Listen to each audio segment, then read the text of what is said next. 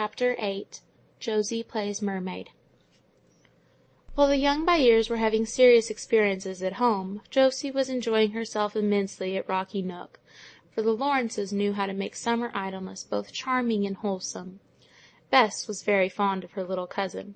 Mrs. Amy felt that whether her niece was an actress or not, she must be a gentlewoman, and gave her the social training which marks the well-bred woman everywhere, while Uncle Laurie was never happier than when rowing, riding, playing, or lounging with two gay girls beside him. Josie bloomed like a wildflower in this free life. Bess grew rosy, brisk, and merry, and both were great favourites with the neighbours, whose villas were by the shore or perched on the cliffs along the pretty bay.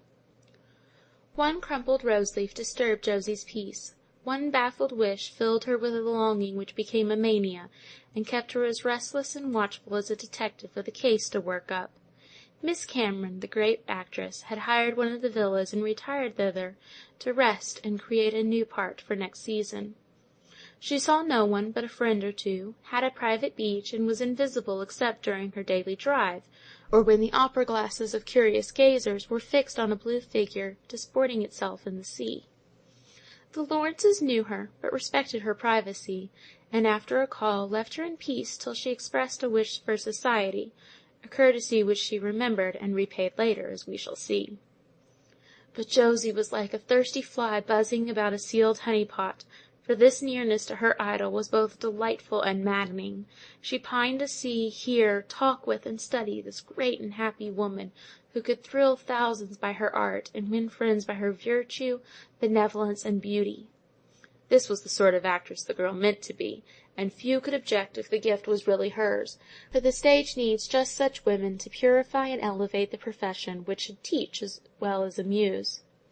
If kindly Miss Cameron had known what passionate love and longing burned in the bosom of the little girl, whom she idly observed skipping over the rocks, splashing about the beach, or galloping past her gate on a Shetland pony, she would have made her happy by a look or a word. But being tired with her winter's work and busy with her new part, the lady took no more notice of this young neighbour than of the seagulls in the bay or the daisies dancing in the field. Nosegays left on her doorstep, serenades under her garden wall, and the fixed stares of admiring eyes were such familiar things that she scarcely minded them. And Josie grew desperate when all her little attempts failed. "I might climb that pine tree and tumble off on her piazza roof, or get Shelty to throw me just at her gate and be taken in fainting. It's no use to try to drown myself when she is bathing. I can't sink, and she'd only send a man to pull me out. What can I do? I will see her and tell her my hopes, and make her say I can act some day. Mamma would believe her, and if she would only let me study with her, what perfect joy that would be!" Josie made these remarks one afternoon as she and Bess prepared for a swim, a fishing party having prevented their morning bathe. "You must bide your time, dear, and not be so impatient. Papa promises to give you a chance before the season is over, and he always manages things nicely. That will be better than any queer prank of yours," answered Bess, tying her pretty hair in a white net to match her suit, while Josie made a little lobster of herself in scarlet.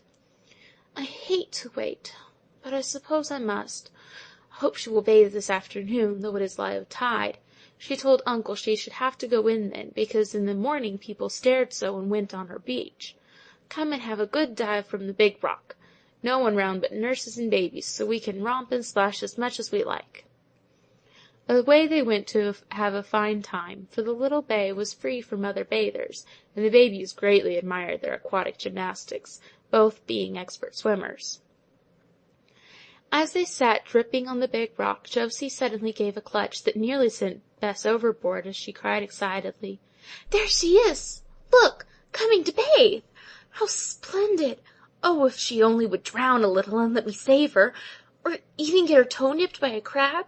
Anything so I could go and speak."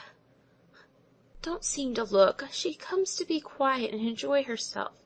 Pretend we don't see her. That's only civil," answered Bess, affecting to be absorbed in a white-winged yacht going by. "Let's carelessly float that way as if going for seaweed on the rocks. She can't mind if we are flat on our backs with only our noses out. Then when we can't help seeing her, we'll swim back as if anxious to retire. That will impress her, and she may call to thank the very polite young ladies who respect her wishes," proposed Josie, whose lively fancy was always planning dramatic situations. Just as they were going to slip from their rock, as if fate relented at last, Miss Cameron was seen to beckon wildly as she stood waist-deep in the water looking down. She called to her maid, who seemed searching along the beach for something, and not finding what she sought, waved a towel toward the girls as if summoning them to help her. "Run! Fly! She wants us! She wants us!" cried Josie, tumbling into the water like a very energetic turtle, and swimming away in her best style towards the long-desired haven of joy. Bess followed more slowly, and both came panting and smiling up to Miss Cameron, who never lifted her eyes, but said in that wonderful voice of hers, "I've dropped a bracelet. I see it, but I can't get it. Will the little boy find me a long stick? I'll keep my eye on it, so the water shall not wash it away." "I'll dive for it with pleasure, but I'm not a boy," answered Josie, laughing as she shook the curly head which at a distance had deceived the lady. "I beg your pardon. Dive away, child. The sand is covering it fast. I value it very much. Never forgot to take it off before." "I'll get it," and down went Josie, to come up with a handful of pebbles, but no bracelet. "It's gone. Never mind, my fault," said Miss Cameron, disappointed, but amused at the girl's dismay as she shook the water out of her eyes and gasped bravely, "No, it isn't. I'll have it if I stay down all night," and with one long breath Josie dived again, leaving nothing but a pair of agitated feet to be seen. "I'm afraid she'll hurt herself," said Miss Cameron, looking at Bess, whom she recognised by her likeness to her mother. "Oh, no, Josie is a little fish. She likes it." And Bess smiled happily at this wonderful granting of her cousin's desire. "You are Mr. Lawrence's daughter, I think. How do you do, dear? Tell papa I'm coming to see him soon. Too tired before. Quite savage. Better now. Ah! Here's our pearl of divers. What's luck?" she asked as the heels went down and a dripping head came up. Josie could only choke and sputter at first, being half strangled, but though her hands had failed again, her courage had not, and with a resolute shake of her wet hair, a bright look at the tall lady, and a series of puffs to fill her lungs, she said calmly, "Never give up is my motto. I am going to get it, if I go to Liverpool for it. Now then!" And down went the mermaid, quite out of sight this time, groping like a real lobster at the bottom of the sea. "Plucky little girl. I like that. Who is she?" asked the lady, sitting down on a half-covered stone to watch her diver, since the bracelet was lost sight of. Bess told her, adding with a persuasive smile of her father, "Josie longs to be an actress, and has waited for a month to see you. This is great happiness for her." "Bless the child, why didn't she come and call? I'd have let her in, though usually I avoid stage-struck girls as I do reporters," laughed Miss Cameron. There was no time for more. A brown hand, clasping the bracelet, rose out of the sea, followed by a purple face as Josie came up, so blind and dizzy she could only cling to Bess, half drowned but triumphant. Miss Cameron drew her to the rock where she sat, and pushing the hair out of her eyes, revived her with a hearty "Bravo! Bravo!" which assured the girl that her first act was a hit. Josie had often imagined her meeting with a great actress, the dignity and grace with which she would enter and tell her ambitious hopes, the effective dress she would wear, the witty things she would say, the deep impression her budding genius would make; but never in her wildest moments had she imagined an interview like this. Scarlet, sandy, streaming, and speechless, she leaned against the illustrious shoulder, looking like a beautiful seal as she blinked and wheezed, till she could smile joyfully and exclaim proudly, "I did get it! I am so glad!" "Now, get your breath, my dear. Then I shall be glad also. It was very kind of you to take all that trouble for me. How shall I thank you?" asked the lady, looking at her with the beautiful eyes that could say so many things without words. Josie clasped her hands with a wet spat which rather destroyed the effect of the gesture, and answered in the beseeching tone which would have softened a far harder heart than Miss Cameron's. "Let me come and see you once, only once. I want you to tell me if I can act. You will know. I'll abide by what you say, and if you think I can, by and by, when I've studied very hard, I shall be the happiest girl in the world. May I?" "Yes. Come to-morrow at 11. We'll have a good talk. You shall show me what you can do, and I'll give you my opinion. But you won't like it." "I will, no matter if you tell me I'm a fool. I want it settled. So does mamma. I'll take it bravely if you say no, and if you say yes, I'll never give up till I've done my best, as you did." "Ah, my child, it's a weary road, and there are plenty of thorns among the roses when you've won them. I think you have the courage, and this proves that you have the perseverance." "Perhaps you do. Come, and we'll see." Miss Cameron touched the bracelet as she spoke, and smiled so kindly that impetuous Josie wanted to kiss her, but wisely refrained, though her eyes were wet with softer water than any in the sea, as she thanked her. "We are keeping Miss Cameron from her bath, and the tide is going out. Come, Josie," said thoughtful Bess, fearing to outstay their welcome. "Run over the beach and get warm. Thank you very much, little mermaid. Tell papa to bring his daughter to see me any time. Good-bye." And with a wave of her hand the tragedy queen dismissed her court, but remained on her weedy throne watching the two lithe figures race over the sand with twinkling feet till they were out of sight. Then, as she calmly bobbed up and down in the water, she said to herself, "The child has a good stage face, vivid, mobile, fine eyes, abandon, pluck, will. Perhaps she'll do. Good stock, talent in the family. We shall see." Of course, Josie never slept a wink, and was in a fever of joyful excitement next day. Uncle Laurie enjoyed the episode very much, and Aunt Amy looked out her most becoming white dress for the grand occasion. Bess lent her most artistic hat, and Josie ranged the wood and marsh for a bouquet of wild roses, sweet white azalea, ferns, and graceful grasses, as the offering of a very grateful heart. At 10 she solemnly arrayed herself, and then sat looking at her neat gloves and buckled shoes till it was time to go, growing pale and sober with the thought that her fate would soon be decided, for like all young people she was sure that her whole life could be settled by one human creature, quite forgetting how wonderfully Providence trains us by disappointment, surprises us with unexpected success, and turns our seeming trials into blessings. "I will go alone. We shall be freer so.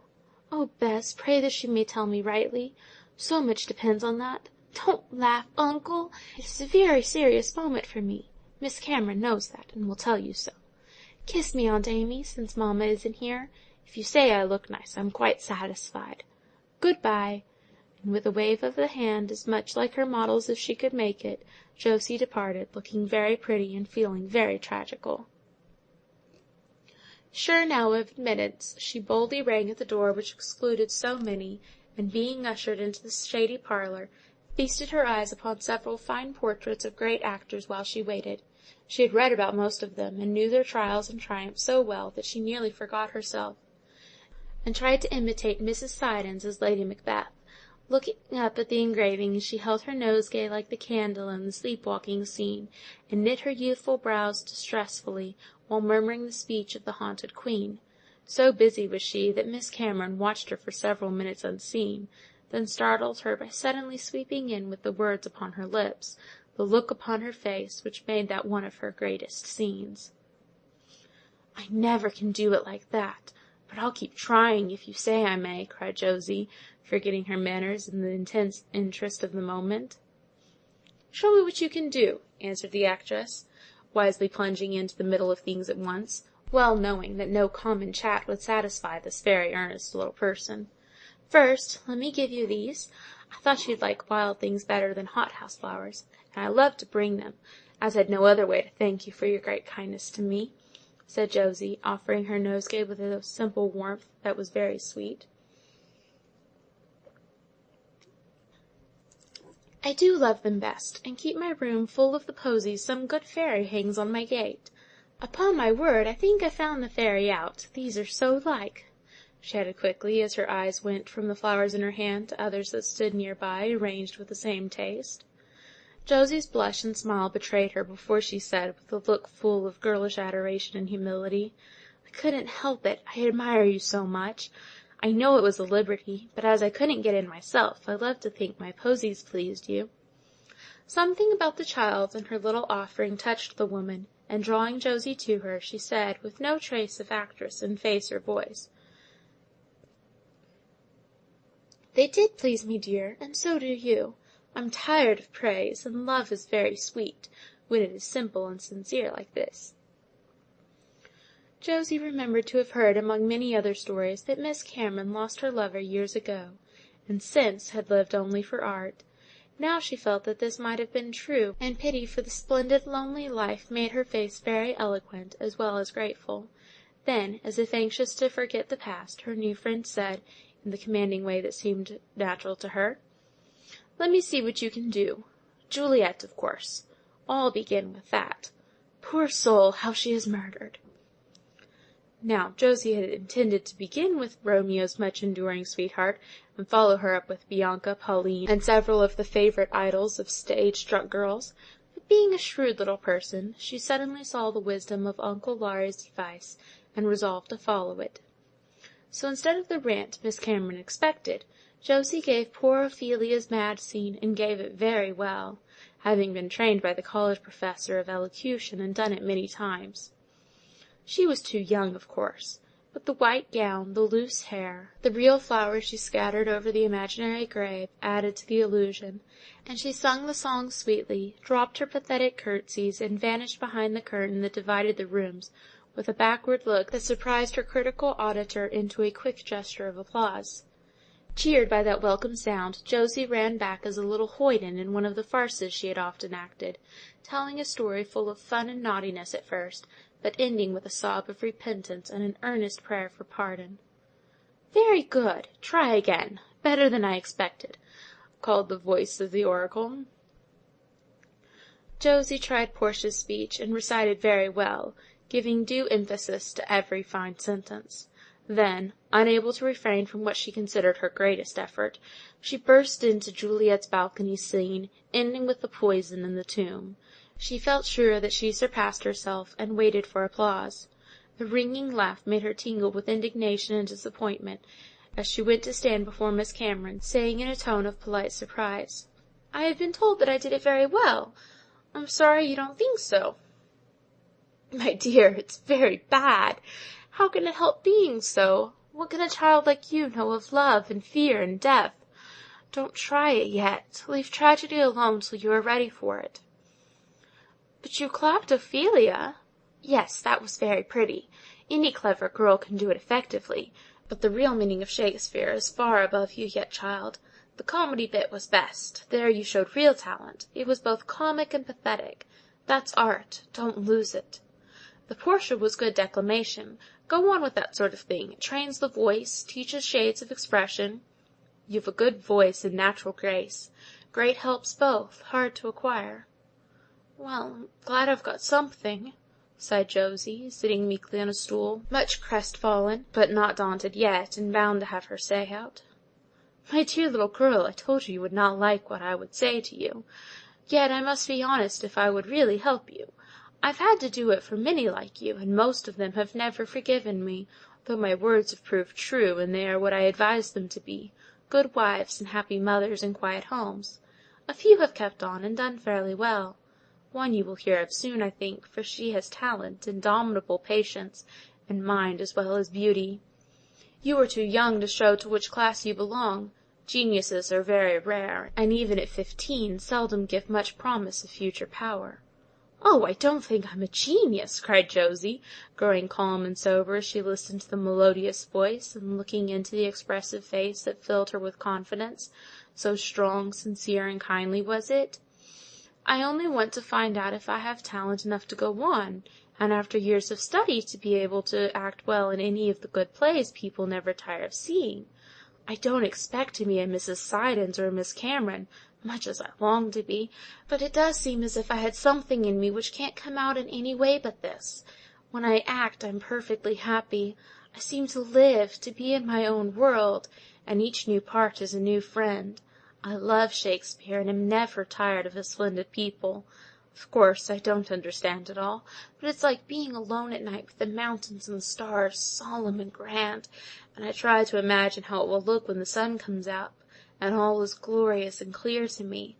I can't see, but I feel the beauty, and long to express it."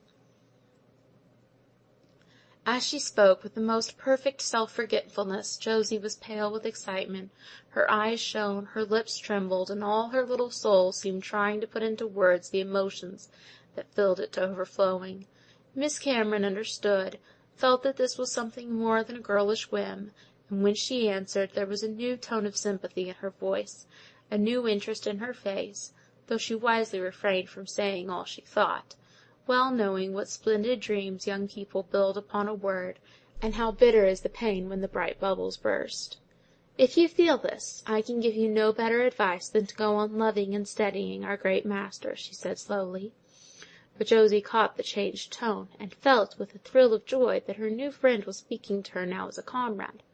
It is an education in itself, and a lifetime is not long enough to teach you all his secret. But there is much to do before you can hope to echo his words. Have you the patience, courage, strength, to begin at the beginning, and slowly, painfully lay the foundation for future work?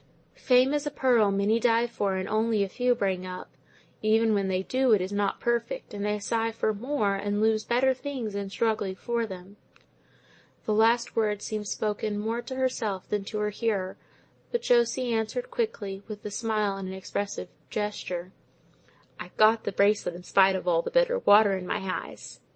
"You did. I don't forget it. A good omen. We will accept it." Miss Cameron answered the smile with one that was like sunshine to the girl, and stretched her white hands as if taking some invisible gift. Then added in a different tone, watching the effect of her words on the expressive face before her, "Now you will be disappointed, for instead of telling you to come and study with me, or go and act in some second-rate theatre at once, I advise you to go back to school and finish your education. That is the first step, for all accomplishments are needed, and a single talent makes a very imperfect character. Cultivate mind and body, heart and soul, and make yourself an intelligent, graceful, beautiful, and healthy girl. Then, at 18 or 20, go into training and try your powers. Better start for the battle with your arms in order, and save the hard lesson which comes when we rush on too soon. Now and then genius carries all before it, but not often. We have to climb slowly, with many slips and falls. Can you wait as well as work?" "I will." "We shall see. It would be pleasant to me to know that when I quit the stage I leave behind me a well-trained, beautiful, gifted comrade to more than fill my place, and carry on what I have much at heart, the purification of the stage.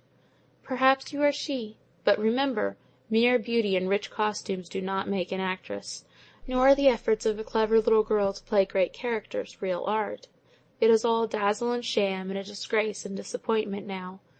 Why will the public be satisfied with opera bouffe, or the trash called society plays, when a world of truth and beauty, poetry and pathos, lies waiting to be interpreted and enjoyed?"